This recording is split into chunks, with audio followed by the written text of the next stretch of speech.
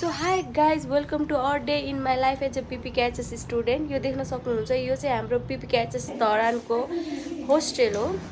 यो चाहिँ हाम्रो भित्रबाट अनि यो चाहिँ सर्लक्क बाहिरबाट हाम्रो hostel, that is the girls hostel. अनि हामी जाँदैछौँ अहिले बिहानै बिहानै 8 बजीको क्लास भेटाउन सिओडिएस। यो चाहिँ बिहान बिहानको भ्यू हो होइन, सबैजना झोला बोकेर कुद्ने नै हो। सो डेन्टलको क्लास लिनको लागि चाहिँ हामीलाई जानुपर्छ CODS, that is the college of dental surgery.